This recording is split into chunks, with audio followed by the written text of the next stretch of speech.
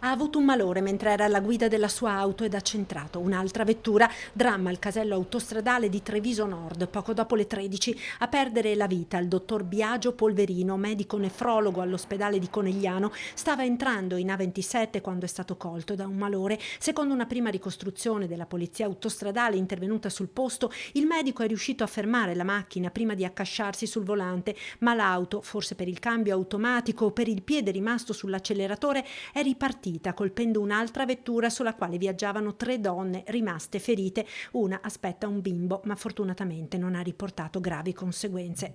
Sul posto sono intervenuti i medici del SUEM e i vigili del fuoco. La notizia della morte improvvisa del dottor Polverino, 55 anni, originario di Napoli, ma da tempo residente nella Marca, ha lasciato sgomenti i colleghi dell'ULSS 2. Il cordoglio del direttore generale dell'azienda sanitaria. Il cordoglio va alla moglie e ai figli del dottor Polverino, una persona squisita, un professionista molto qualificato, un nostro nefrologo che aveva anche l'unità operativa semplice, lui era anche un ottimo ecografista, lavorava da 12-13 anni all'ULSS di Conegliano, ancora alle vecchie ULS 7, ed era una persona proprio brava, preparata, qualificata.